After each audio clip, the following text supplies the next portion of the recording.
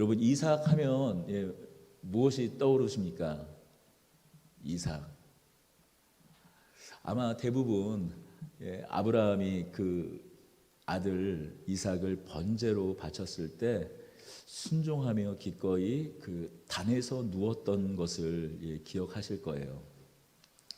우리가 아브라함 하면 이삭을 번제로 바친 어떤 그런 사건이 딱 떠오르잖아요. 뭐 아브라함의 여러 이야기가 떠오르지만 아브라함이 믿음으로 그 아들 이삭까지도 하나님께 드렸던 것.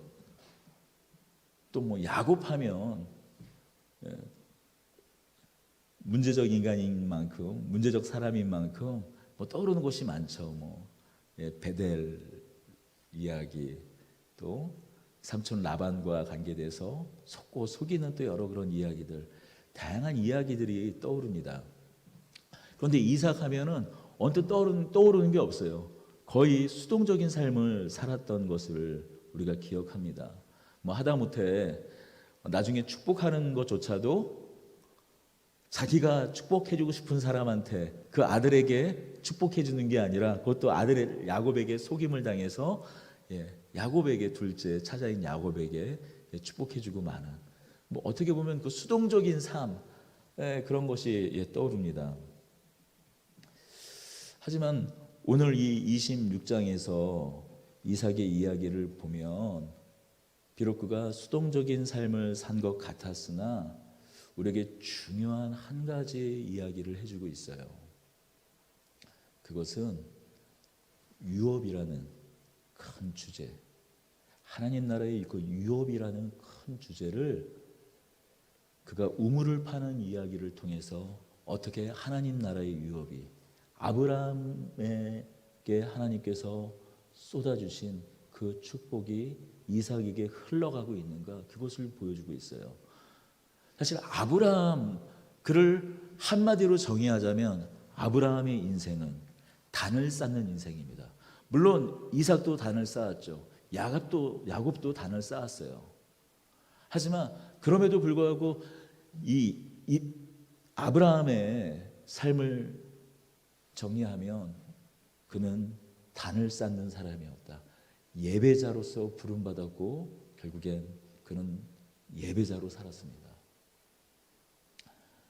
그렇다면 이삭은요?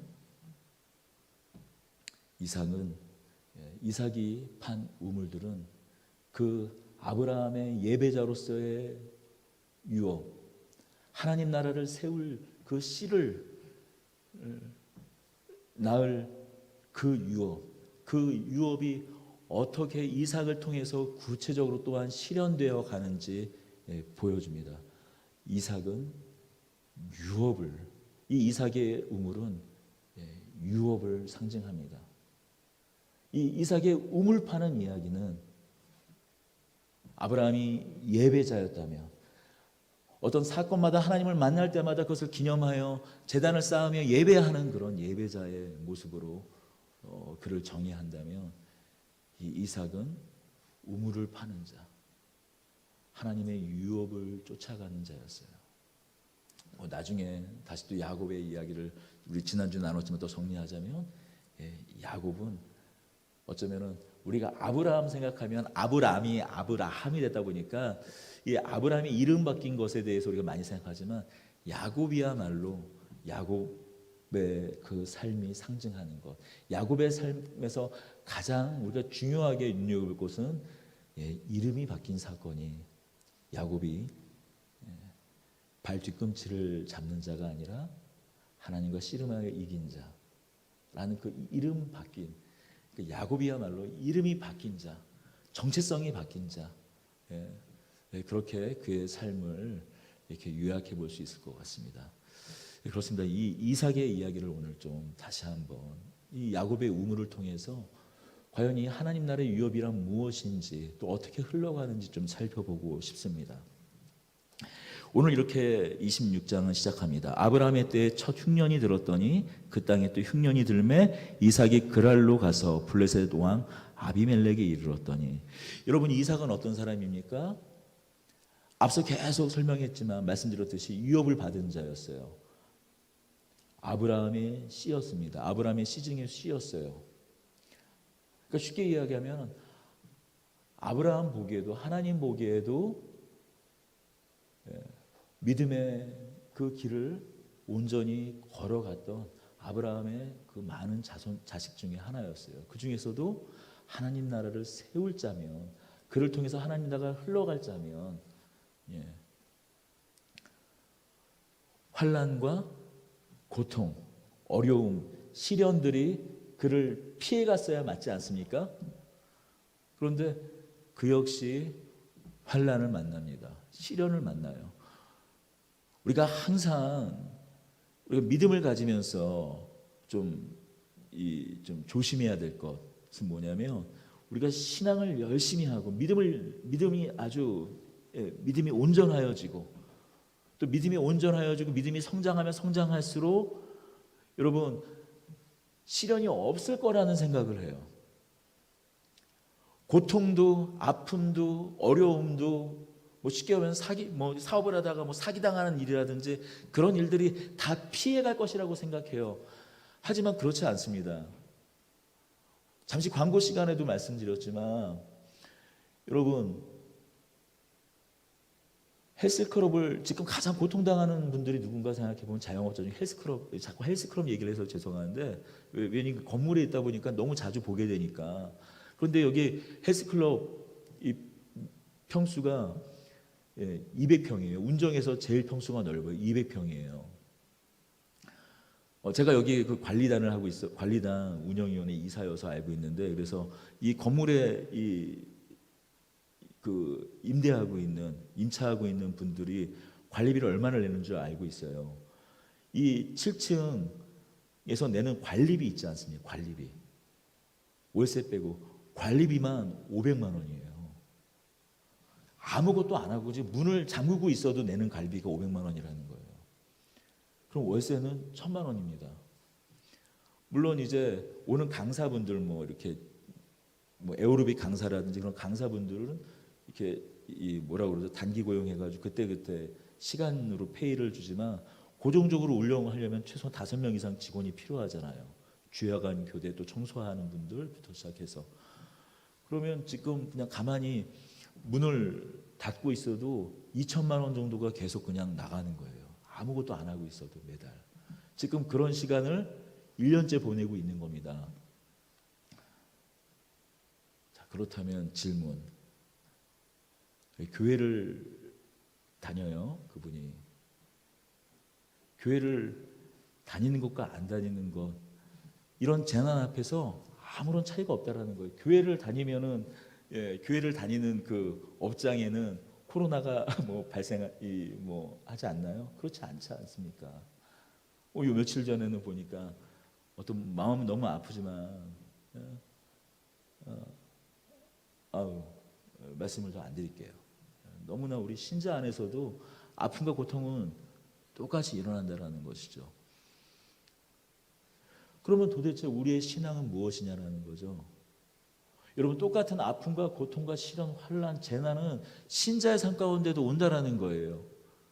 그럼 무슨 차이가 있냐면, 그것을 어떻게 받아들이고 분별하고, 그런 일 가운데에서도 어떻게 내가 그런 재난과 아픔, 어려움을 어떻게 내가 반응하느냐의 차이가 있다라는 것이에요. 이삭은 흉년이 들었을 때 그랄로 갑니다. 그리고 아마 그랄을 통해서, 그랄 땅은 어떤 곳이었냐면은 혹시 기억하시죠? 아브라함이 헤브론 마므레 상수리 나무 쪽에 있다가 그랄 땅에 가서 거기서 다시 한번 애굽에 이어서 두 번째로 자신의 부인 그 사라를 빼앗길까봐 자기의 누이라고 속였던 그곳이 바로 또 그랄 땅 아닙니까? 그래서 결국에는 그랄 왕 아비멜렉, 여기서 아비멜렉이 다시 등장하는데, 아비멜렉이 그게 벌써 한참 전이거든요. 아브라함이 지금 죽었어요. 지금요 26장에서는. 그러면 언제죠? 175세에 죽었으니까 최소한 75년 훨씬 이전이에요 지금. 75년. 왜냐하면 그랄 땅에서 두 번째로 자신의 아내를 이렇게 누이라고 속였던 때는 이삭을 낳지 않았을 때니까 지금 이삭이 다시 왔다라는 것은 최소한 75년이 흐른 지금 때라는 거예요. 그러니까 지금 그 아비멜렉이 계속 80년을 살았냐 그 얘기가 아니라 아비멜렉은 당시 그 부족장, 당시 블레셋 왕들을 호칭하는 대통령으로 뭐 프레지던트 하듯이, 예. 그다음에 애굽 왕 바로가 이름이 바로가 아니라 애굽 왕의 그 왕의 호칭이 바로이듯이 아비멜렉은 이제 이 가나안 땅의 블레셋 족속의 부족장, 이제 도시국가의 왕이죠. 그 왕의 호칭이 아비멜렉입니다. 그런데 그때 맺었던 아마 그 이 아브라함과 당시에 이 블레셋 그랄 왕과 맺었던 조약을 생각해서 이 흉년을 피해 거기까지 흘러 들어갔던 것 같아요. 그리고 궁극적으로, 예, 이 이스라엘 땅이 넓다고 생각하는데 이스라엘 땅 면적으로 따지면 우리나라 경상도 정도 크기밖에 안 돼요. 그러니 이스라엘의 가나안 땅 흉년이 들었다고 하면 거의 가나안 땅 그 전 국토와 거의 흉년이 들어서, 비록 거기가 조금 낮다고는 할지 몰라도, 예, 그랄 땅도 여의치 않으면 아마 이삭은, 예, 다시 애굽까지도 내려갈 생각을 했었던 것 같습니다. 하지만 하나님께서 나타나셔서 뭐라고 말씀하십니까? 2절입니다. 여호와께서 이삭에게 나타나 이르시되 애굽으로 내려가지 말고 내가 지시하는 땅에 거주하라고 말씀하세요. 거주하면 다시 한번 축복을 약속하시죠. 우리 3절, 이 4절 너무나, 예, 익숙한 구절 아닙니까? 이 땅에 거류하면 내가 너와 함께 있어 내게 복을 주고 내가 이 모든 땅을 너와 내 자손에게 주리라. 내가 내 아버지 아브라함에게 맹세한 것을 이루어 내 자손을 하늘의 별과 같이 번성하며 이 모든 땅을 내 자손에게 주리니 내 자손으로 말미암아 천하 만민의 복을 받으리라. 하나님께서 나타나셔서 이삭에게 이 땅에 거류하라고, 그랄 땅을 포함한 이 가나안 땅을 떠나지 말라고 하나님께서 말씀하시는 거예요. 아브라함은 떠나야 하는 인생이었습니다. 아브라함은 떠나야 하는, 본토 친척 아비집을 떠나야 하는 인생이었지만 이삭은 어떤 인생입니까? 그 땅에 머물러야 하는 인생이었습니다. 왜 그 땅에 머물러야 했을까요? 그 땅에 하나님께서 주시는 유업이 있기 때문입니다. 하나님 나라의 기업이 있기 때문이었어요. 아브라함은 떠나서 그 땅을 본향으로 삼았어야 될 사람이었다면 이삭은 어떻게 해요? 바로 그 땅이 자신의 본향이었습니다. 헤브론, 그랄, 그리고 부엘세바, 지금까지 성경에 앞으로도 또 지금까지도 등장했고 앞으로도 등장하는 그 모든 지명이 아브라함과 그를 통해서 하나님께서 만나시고 역사하셨던 모든 그 인생의 전, 고향과 같은, 아니 고향인 곳이죠. 하나님을 만나는, 하나님으로부터 그 생명을 공급받는 곳이었습니다. 그러니 떠나지 말라는 거예요. 그리고 다시 아브라함과 맺었던 그 언약을, 이삭에게 다시 한번 말씀하고 있어요. 하지만 오늘 이 본문의 말씀을 통해서 보면 참 이런 게 우리 신앙에서 어려운 것 같아요. 우리 신앙인들이 재난과 고난의 상황을 맞닥뜨릴 때도 사실 어렵지만 그보다 더 어려운 지점은 뭐냐면 우리가 항상 새롭다라는 거예요. 이전의 경험, 이전에 겪었던 일이 그것이 디딤돌이 되고 그것이 자양분이 돼서 그것을 딛고 우리가 더 훌륭해지진 않는 것 같아요. 왜냐하면 지금 아브라함이 했던 실수, 아브라함이 했던 그런 일들을 지금 되풀이하고 있어요. 우리가 인생 유전이라고 말하지 않습니까? 인생 유전. 똑같은 실수를 되풀이하고 있어요. 어떤 실수요? 막상 그랄 땅에 하나님께서 머물라고 하시니까 머물었는데 그랄 땅은 어떤 땅입니까? 사실 좀 포악한 땅이에요. 힘을 가진 사람들이, 좀 여자들이 좀 아름답다 그러면 남의 부인도 쉽게 빼앗는 그런 땅이었어요. 그러니 막상 거기서 머무르는데 뭐가 걱정이 됩니까? 자신의 아름다운 자신의 아내 리브가가 걱정이 되는 것입니다. 그래서 똑같은 거짓말을 해요.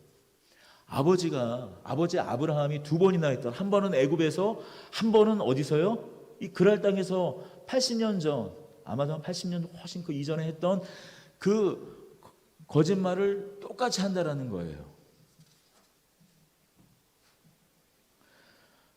사실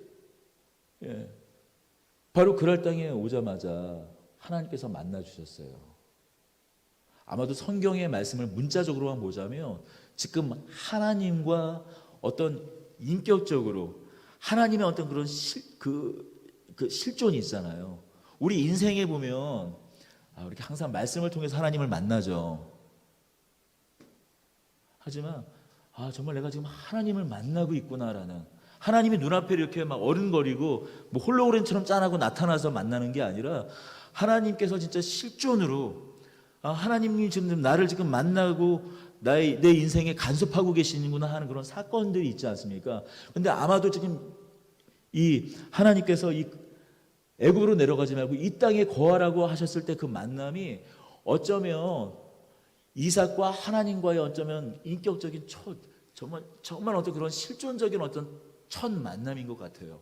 적어도 이 그 문자적인 성경 텍스트로만 보면은, 물론 그 이전에 기도하면서 뭐 하나님께서 주신 감동이 있었고 그런 감동 때문에 순종하여서 제단 위에 기꺼이 오르기도 했었겠지만, 그러나 하나님과의 인격적인 어떤 그런 조우를 경험은 지금 이때라는 것이죠. 그런데 이런 만남, 그리고 이런 약속을 다시 한번 받고도 내가 너를 통하여 내 나라를 세우겠다, 너를 뭇별과 같이 하겠다, 너희 후손을 하는 그런 약속을 받고도 어떻게 해요? 자신의 아내를 또 속이고 판다라는 거예요.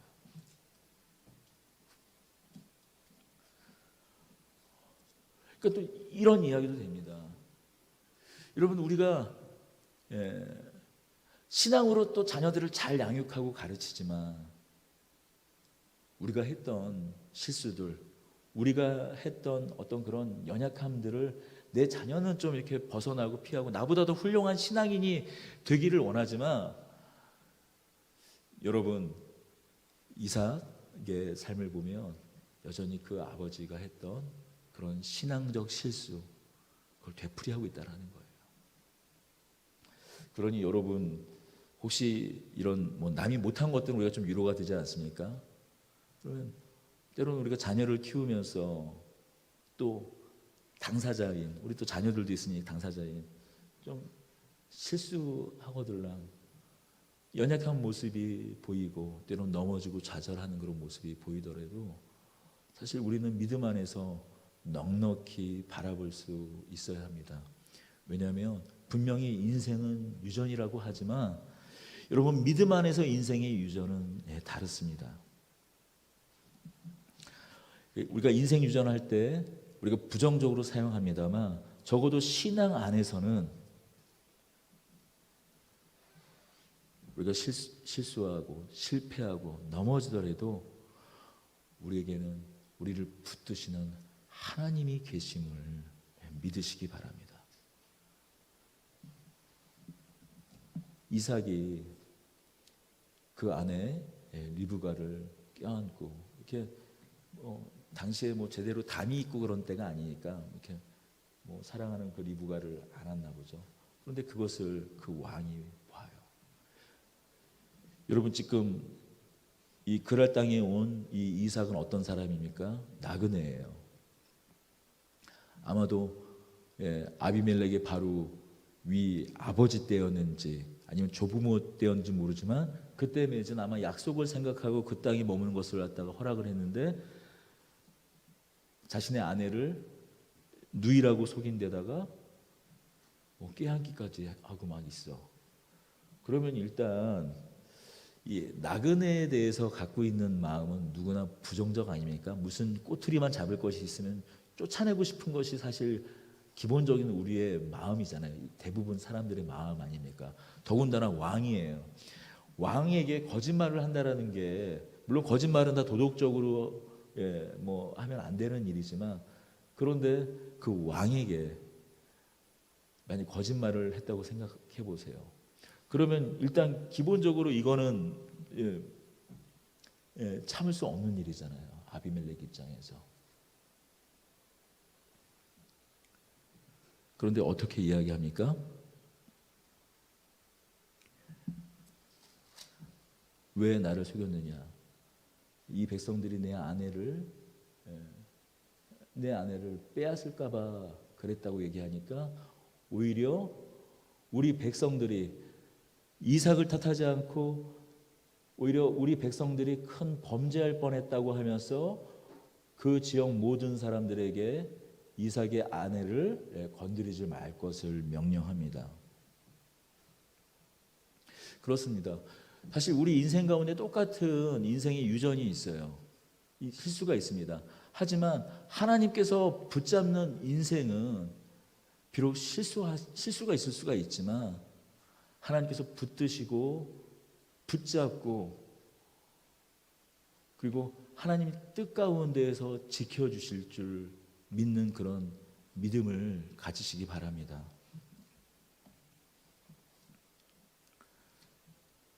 더불어 이삭이 그 땅에 머물게 되자 하나님께서 말씀하신 것처럼 놀라운 축복이 있습니다.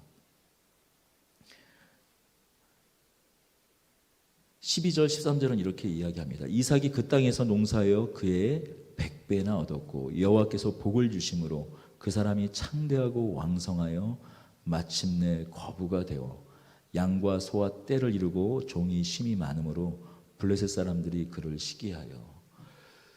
아직도 아마 계속 가뭄이 아직 다 끝나지 않았을 때였을 거예요. 그리고 앞서 말씀드렸지만 그 지역도 농사가 쉽지 않았었던 때였을 거예요. 하지만 하나님께서 이삭은 축복하셔서 오히려 그런 어려움 가운데에서도 그가 키우는 농작물부터 시작해서 그가 기르는 그 가축들까지 놀라운 축복을 받아서 계속 창대하고 왕성해졌다고 얘기하고 있어요. 여기서 창대하고 왕성해진다는 것은 잠깐 불어나는 것이 아니라 기하급수적으로 그 재산과 그 부가 커지는 것을 말해요. 그렇습니다. 우리가 하나님의 원하는 그 뜻 가운데 머물 때 하나님께서 주시는 축복도 있음을 믿으시기 바랍니다. 물론 우리가 믿음을 가지고 하나님의 뜻에 순종한다고 해서 하나님이 주시는 무조건 우리의 믿음, 순종, 이꼴 축복, 기계적으로 마치 자판기에 넣듯이 우리가 순종 1을 넣으면 축복 1이 나오고 순종 2를 자판기에 넣으면 축복 2가 나오고 그런 기계적인 하나님은 아니십니다. 그러나 분명한 것은 하나님께서 하나님의 사람들을 채우시고 먹이시고 하나님께서 원하신다면 여러분 우리가 항상 기억해야 될 것은 하나님은 인색하신 분이 아니세요. 여러분 이 우주 만물을 창조하신 분이에요. 제가 혹시 이 말씀이 번영 신학이 되고 예를 들어서 어떤 희망 고문이 되고 할까봐 조심스럽지만은 이 온 세상을 창조하신 분이 하나님이십니다.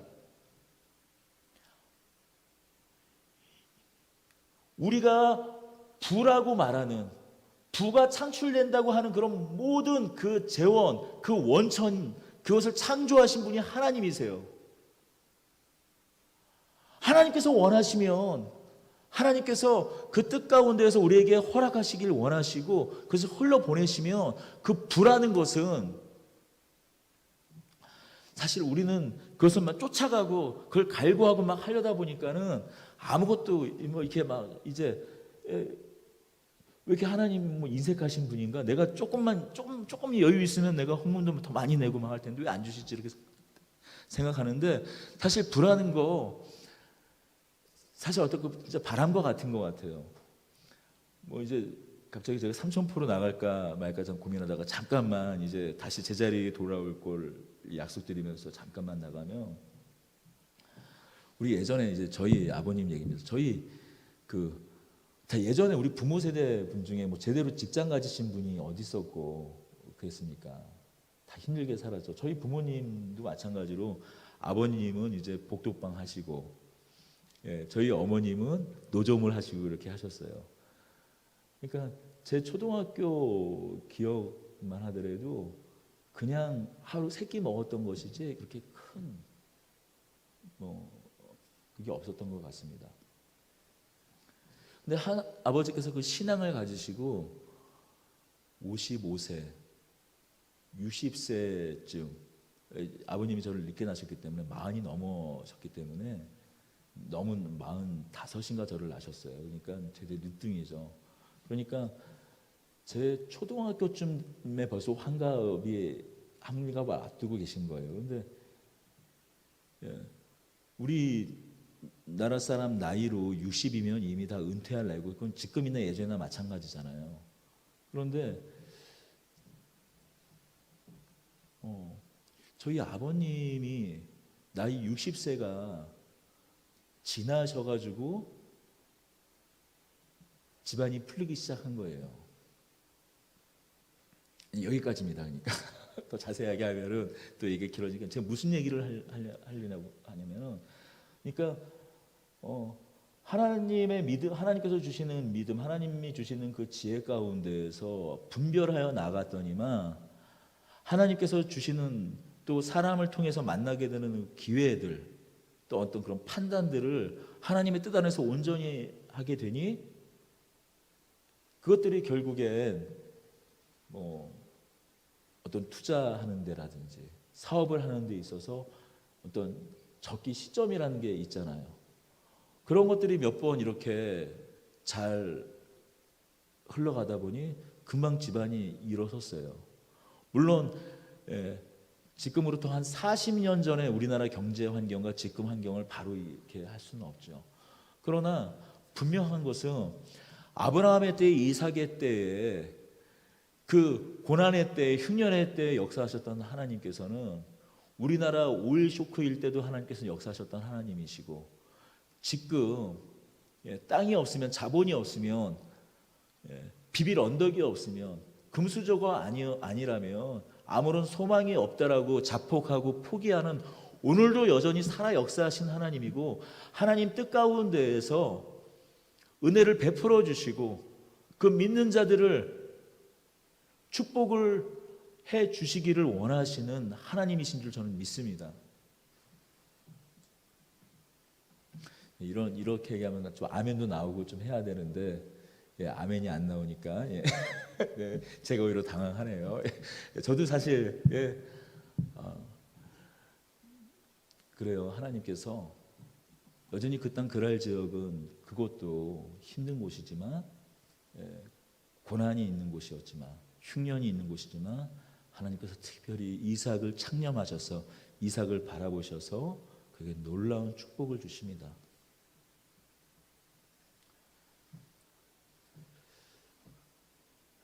그런데 이 복도 좀 적당히 받아야 하는데 너무 많이 받다 보니까 이 사람들이 시기하고 질투합니다. 15절입니다. 14절 15절입니다. 양과 소가 떼를 이루고 종이 심이 많음으로 블레셋 사람이 그를 시기하여 그 아버지 아브라함의 때 그 아버지의 종들이 판 모든 우물을 막고 흙으로 메웠더라. 이 흙으로 메웠다라는 이야기가 뭘 얘기하냐면은, 여차하면 지금 이 이삭의 집안을 전부 다 멸절시키고 전멸시킨다라는 얘기예요.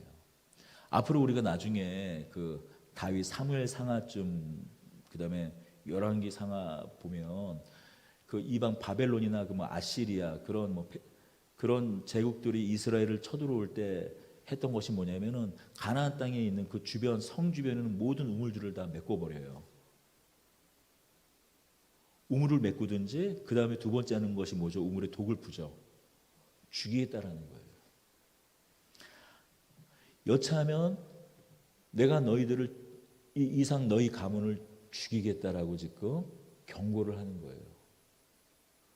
그렇죠. 이제 평상시에도 만약에 그냥 내가 잘 살고 있을 때도 남이 잘 살면 잘 되면 그걸 못 견딜 텐데, 지금 이 흉년의 때에 자기네들은 계속 쪼들리고 있는데 그럼에도 불구하고 호의를 베풀었지만 오히려 도무지 어떻게 상상할 수도 없는 계속 부를 축적하니까 사실 시기할 수밖에 없죠. 질투할 수밖에 없는 것이죠.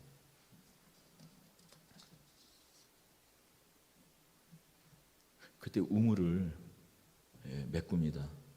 그때 이삭이 충분히 옛날 아버지와 맺었던 그 조약을 이야기하고 또 아니면 자신이 갖고 있는 힘으로 그걸 대적할 수 있었겠지만 이삭은 그렇지 않습니다. 오히려 그 자리를 피하고 그 우물을 넘겨주고 다른 곳으로 다시 떠납니다.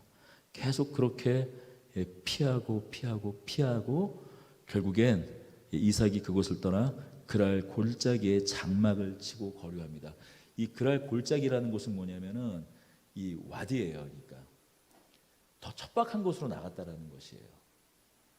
그러니까 이 일반적인 이 이스라엘의 골짜기는 우리나라 산천에서의 골짜기는 어떤 곳입니까?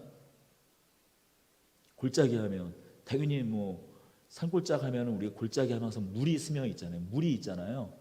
그런데 이스라엘 풍토 가나안의 땅은 그 골짜기라는 곳은 아주 지극히 건조해요. 척박해요. 기본적으로 석회암인데다가 이 골짜기를 또 다르게 부르는 말이 또 뭐냐면 와디라는 말입니다. 간헐천이에요. 우기 때 비가 한번 싹 쏟아지고 그냥 흘러가 버리면은 물이 머물러 있지는 않아요. 더 척박한 곳으로 쫓겨나왔음에도 불구하고 그곳에 장막을 치고 거주합니다. 그런데 그때 이삭이 아주 예전에 그 아버지 아브라함이 팠던 우물을 기억해냅니다. 그리고 그 우물을 파들어 가기 시작합니다. 그러자 거기에 다시 물이 솟는 거예요. 샘이 솟는 것이에요. 그렇습니다. 이 가나안 땅에 이런 이 척박한 땅에 우물을 가지고 있다라는 것은 정말 생명을 갖고 있다라는 것이에요. 여러분 중문동 지금도 뭐 다큐멘터리 같은 것들을 보면 알고 뭐 잘 아시겠지만 그 마을이 다 어떻게 문화가 다 어디에 성성이 됩니까? 강이 흐르고 있든지 하천이 흐르고 있든지 오아시스가 있는 곳에서 문화가 형성되고 마을이 형성되고 도시구가 형성되잖아요. 그러니까 이 우물이 하나 샘이 솟는다라는 것은 그것을 기반으로 하여서 거기에 힘이 만들어지고 부가 창출이 되고 거기서 권력이 나오는 것이에요. 그런데 계속 이삭은 지금 쫓겨가고 있지만 다시 그 그랄 골짜기에서 아브라함이 팠던 그 우물을 팜으로써 다시 그 가문을 유지할 수 있었다는 이야기는 어떤 이야기일까요? 하나님께서 아브라함과 함께 하셔서 그를 일으키고 그의 집안을 일으키고 그의 집안을 부흥시켰지만 여전히 다음 세대 자녀의 때에도 사실 하나님께서는 같은 방법으로 역사하신다는 것이에요. 여러분, 하나님은 인격적이셔서 우리 각각 개인의 삶에 다른 방법으로 역사하시지만 그 물 근원은 같다라는 것입니다. 샘이 나오는 그 근원, 그 젖줄기는 사실 같다라는 것이에요. 이삭이 다른 우물을 파지 않았어요. 먼저는 아브라함이 팠던 우물을 파기 시작했다는 것이에요. 아브라함이 팠던 우물을 팠다라는 것은 어떤 의미일까요? 아브라함과 같이 하나님께 기도했다라는 것입니다. 아브라함과 같이 하나님을 예배했다라는 것이에요. 아브라함이 흘렸던 수고, 아브라함이 흘렸던 그 하나님을 향한 마음을 같이 품었다라는 것이에요. 이 창세기 21절에 보면은 거기도 똑같은 얘기가 나와요. 그랄 땅에 아브라함이 머물렀지만 그랄 땅에 여러 사람들이 아브라함이 팠던 그 우물을 막습니다. 그런데도 계속 흥하자 그랄 땅에 아비멜렉이 그 왕이 아브라함과 조약을 맺잖아요. 마찬가지로 이삭도 똑같은 아버지와 같은 고통을 겪었지만 그럼에도 불구하고 아브라함처럼 그 가운데에서 하나님을 떠나지 아니하고 하나님의 신실함을 붙잡고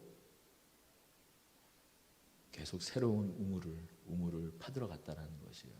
그리고 이삭 역시 그 아브라함과 같이 아브라함의 우물을 파들어 갔다라는 것입니다. 아버지 아브라함의 그 기도하던 모습을 생각하고 아브라함이 예배하던 그 예배의 모습을 생각하며 아브라함의 우물을 파들어 갔을 때 거기서 하나님께서 그 이삭을 먹이시고 그 이삭에게 생명을 공급하시고 여전히 이삭의 집을 붙드셔서 이삭을 부흥케 하셨습니다.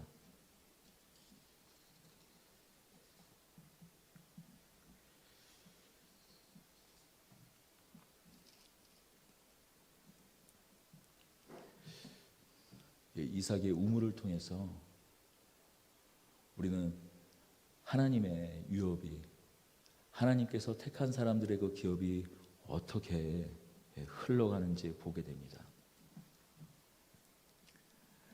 그러나 단순히 자녀인 이 이삭은 아버지의 그 유업만을 있는 것은 아니었어요. 아버지 아브라함이 했던 그대로를 따라하고 신뢰하고 그 위기 때마다 부모로부터 받은 그 신앙의 유산을 다시 한번 확인했지만 그가 계속 그렇게 순종하여 나갔을 때 전혀 다른 새로운 샘물을 하나님께서 터뜨려 주셨어요.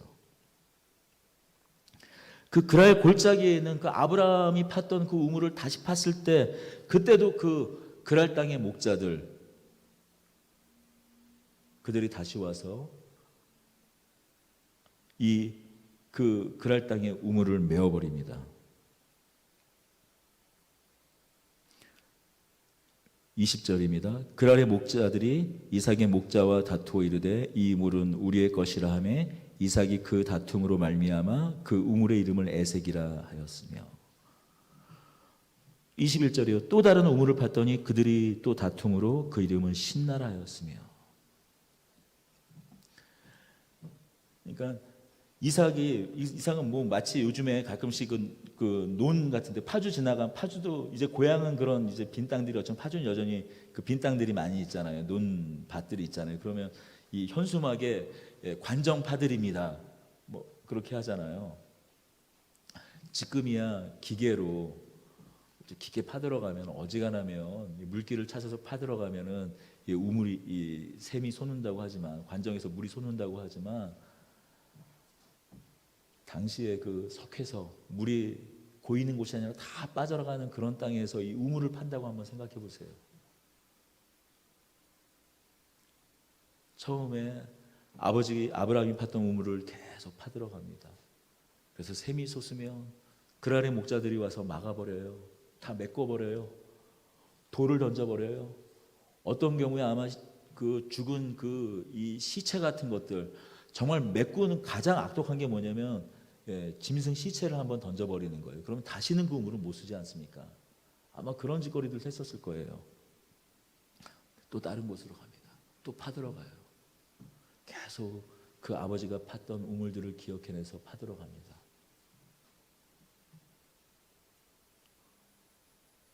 그때 만약에 그들과 다퉜으면 아마도 다시는 가나안 땅에 이삭이 머물 수는 없었을 거예요. 하지만 우리 성경에서 말씀하는 것 같이 온유한 자에게는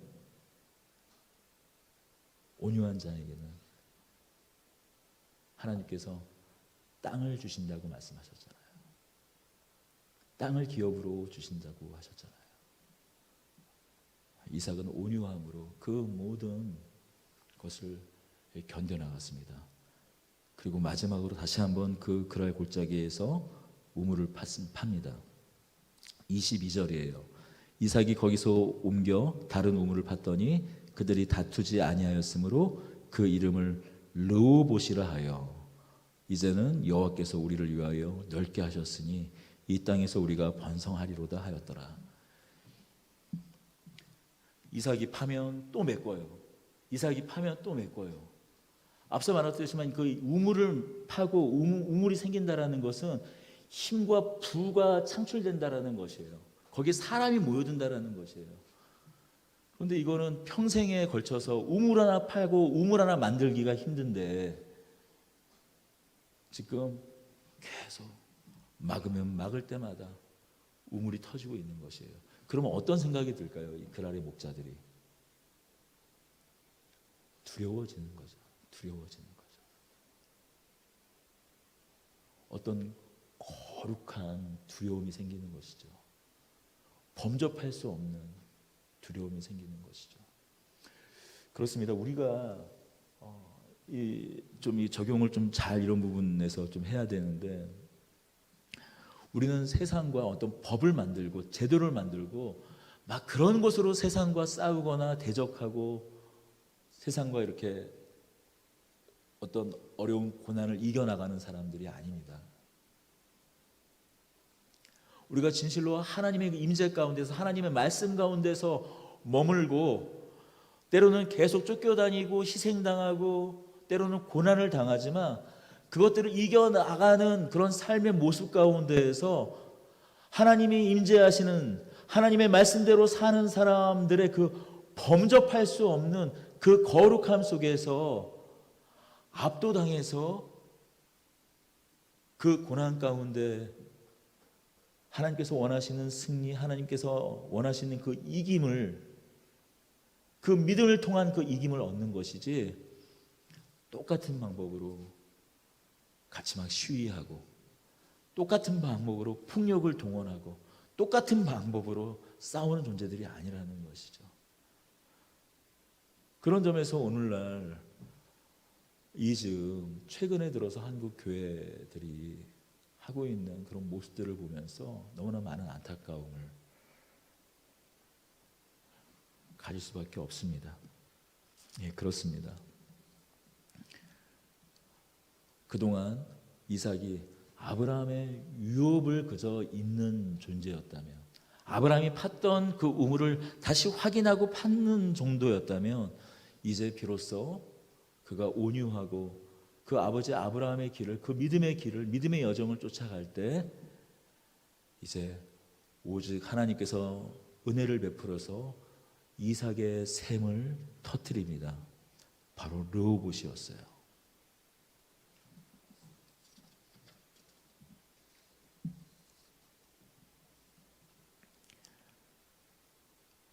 이 소문이 아비멜렉의 귀에까지도 들어갑니다. 26절입니다. 아비멜렉이 그 친구 아우삿과 군대 장관 비골과 더불어 그랄에서부터 이삭에게 온지라. 이삭이 그들에게 이르되 너희가 나를 미워하여 나에게 너희를 떠나게 하였거늘 어찌하여 내게 왔느냐. 28절입니다. 함께 읽겠습니다. 그들이 이르되 여호와께서 너와 함께 계심을 우리가 분명히 보았으므로 우리 사이 곧 우리와 너 사이에 맹세하여 너와 계약을 맺으리라 하였노라. 29절 듣고 함께 읽겠습니다. 너는 우리를 해하지 말라. 이는 우리가 너를 범하지 아니하고 선한 일만 내게 행하여 내가 평안히 가게 하였음이라. 이제 너는 여호와께 복을 받은 자니라. 아멘.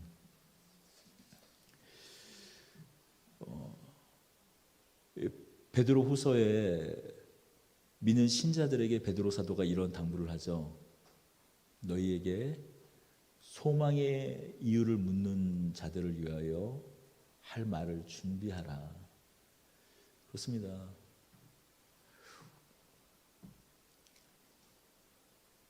우리가 세상에 소망을 줄 수 있는 이유는 우리가 하나님의 살아계심을 말해줄 수 있는 이유는 우리가 단순히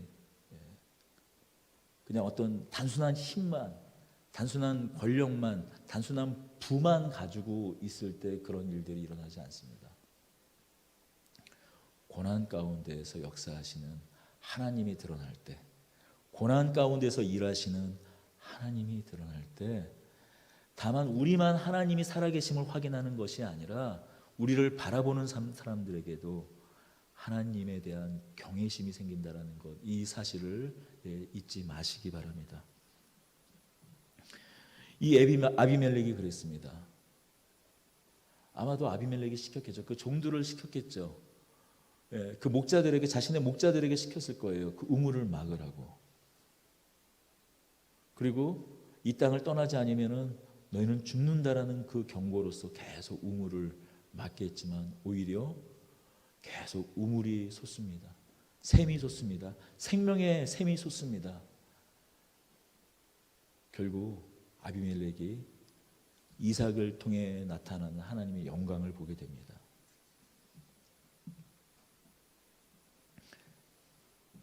결국 이삭이 온 자리는 어디입니까? 브엘세바였어요. 브엘세바였어요. 그 아버지 아브라함이 80년 전에 그 선조 때 메었던 다른 그 아비멜렉의 선조, 아마도 선대나 선선대 그 왕과 맺었었던 그 언약을 맺은 그 자리에 돌아와 다시 또 다른 아비멜렉과 죄악을 맺고 있는 거예요. 언약을 맺고 있는 것입니다. 이삭, 어쩌면 너무나 수동적인 사람일 수 있어요.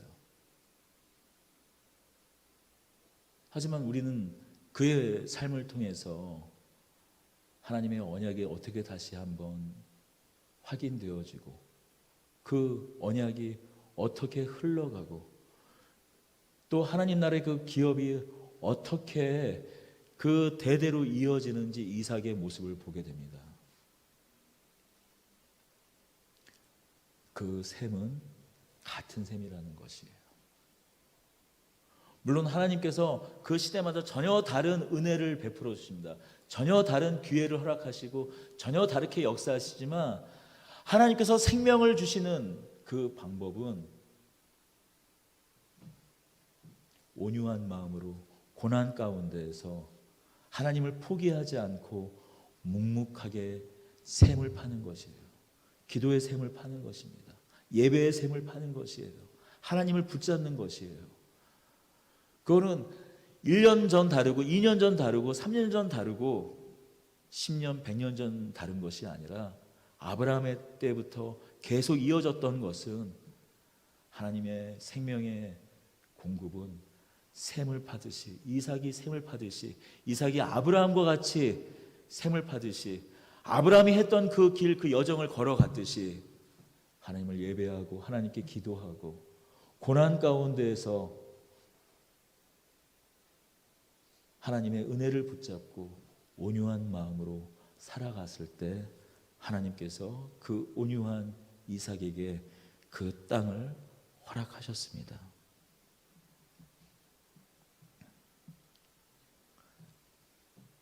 놀라운 사실은 뭐냐면 30절, 31, 32, 33절을 같이 읽고 오늘 말씀을 마치도록 하겠습니다. 이삭이 그들을 위하여 잔치를 베풀매 그들이 먹고 마시고 아침에 일찍 일어나 서로 맹세한 후에 이삭이 그들을 보내매 그들이 평안히 갔더라. 그날에 이삭의 종들이 자기들이 판 우물에 대하여 이삭에게 와서 알려 이르되 우리가 물을 얻었나이다 하매 그가 그 이름을 세바라 한지라. 그러므로 그 성의 이름이 오늘까지 브엘세바더라. 아비멜렉과 언약을 맺고 항상 고대 근동은 언약식과 함께 항상 식사를 같이 했거든요. 그러니까 결혼식하고 식사하는 거랑 다 똑같은 거예요. 약속을 하고 잔치를 벌인 거예요.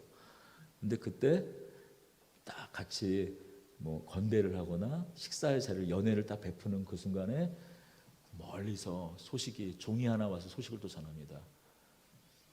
또 우물이 터졌다고. 여러분 이런 은혜, 이런 축복이 여러분 가운데 흘러가길 원합니다. 이런 유업이 흘러가길 원합니다. 제가 지금 드리는 이 말씀은 어떤 희망 고문이나 어떤 번영의 복음이나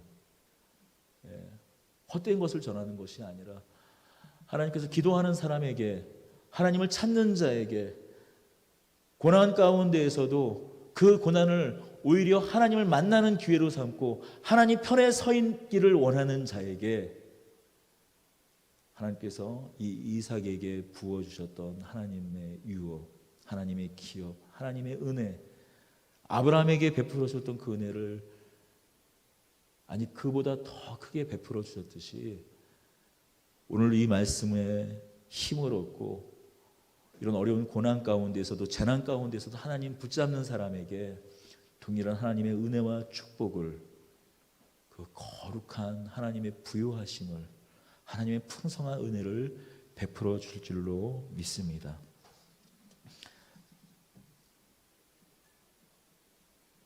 또한 우리 자녀들에게도 이런 이삭과 같은, 그래서 그 부모 세대의 그 유업이 온전히 우리 자녀들 세대에 우리의 기도가, 우리의 예배가, 하나님을 사모하는 우리의 마음이 또한 흘러가고 또 확인되어지기를 기도합니다.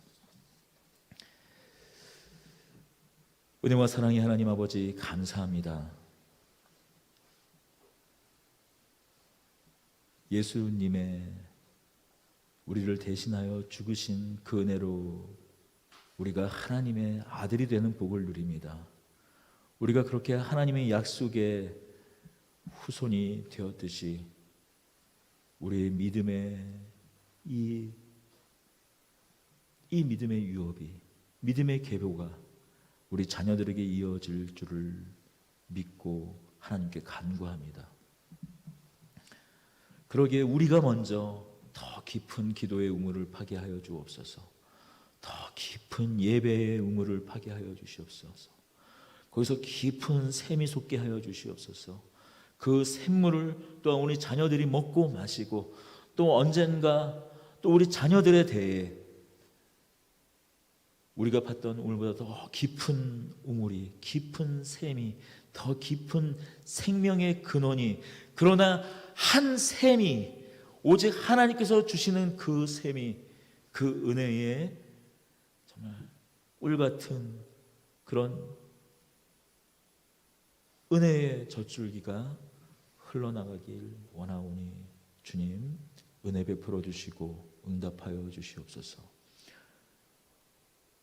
또 언제나 목마르지 않는 그 풍성한 은혜의 말씀이 생명의 그 샘물과 같은 말씀이 풍성히 이 더드림 교회를 통하여 넘치도록 하여 주시옵소서.